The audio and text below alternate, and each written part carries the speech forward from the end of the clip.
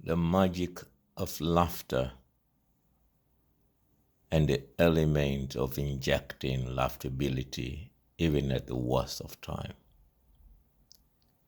My grandmother, may her soul rest in peace, once told me that from the time I was born into this world by my mother, I had everybody cracking because I came out with a banger of a pull that slash and smash into the face of the doctor and the nurses wearing white. So I made their gowns milky. And, when babies are born, they say they have to cry, rejoice. I brought a stinky poo, and the laughing was a heavenly laugh. So that calling have always been there. But take a moment and come to reality.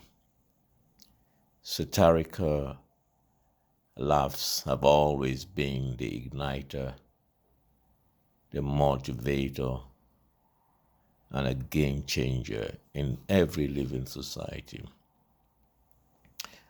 African people use satirical comics during that heinous genocidal enslavement to overcome.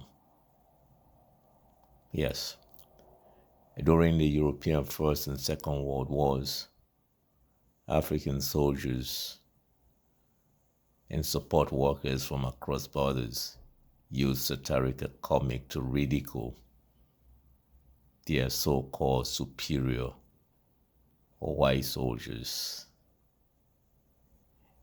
And the Germans were chased away running because of the magical comedic presentation of the African child in unity, even in the midst of the most tormenting moment.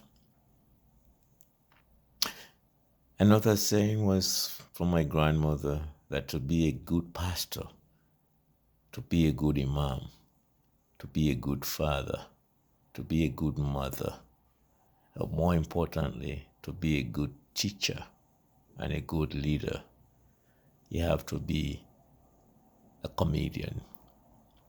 And we've seen in modern times the likes of Obama, hate him, like him, but he persevered by even ridiculing the comedians themselves. Comedians have always stood tall. That's why I'm in love with laughter and the opportunity to create laughter. It is a priceless mental healing, even at the worst of times. George W. Bush, when George Bush, former president of the United States, came, if you are with us or you are not with us, it was only comedians. Satirical comedians, not buffoon troublemakers, that could talk.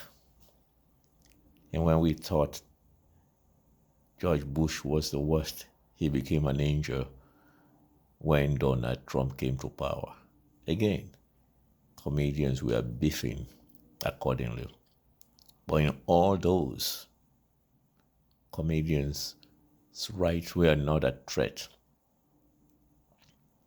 because theirs was to inject laughter through ridiculous productions, not insulting mothers, fathers, or inciting wars, gangsterism, or vegetalism.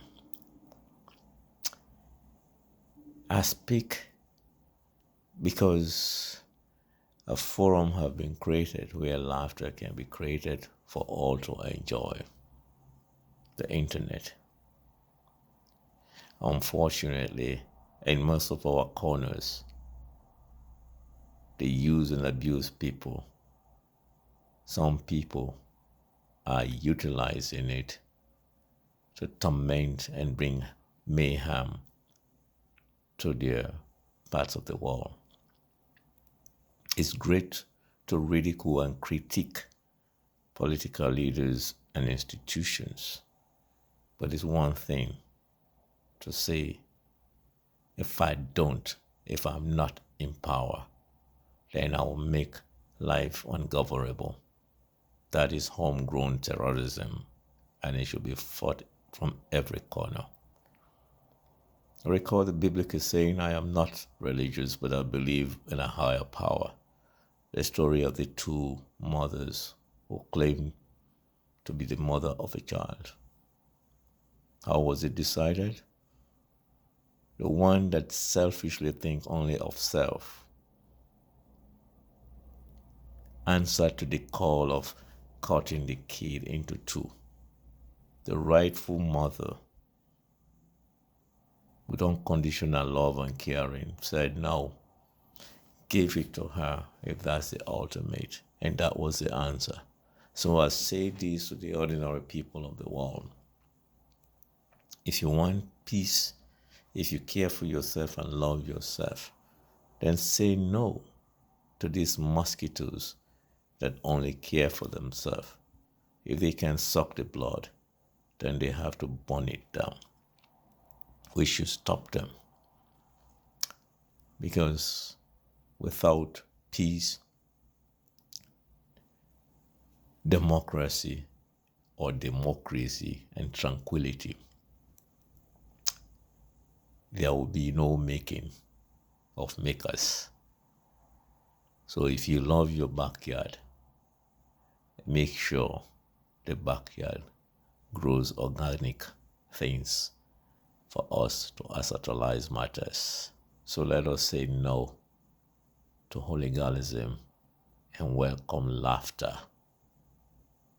Because laugh is a priceless healing tool. So whoever wants to stand in the way of laughter and laughabilities, Satirical comics will have the might to zero their balls so that we can laugh.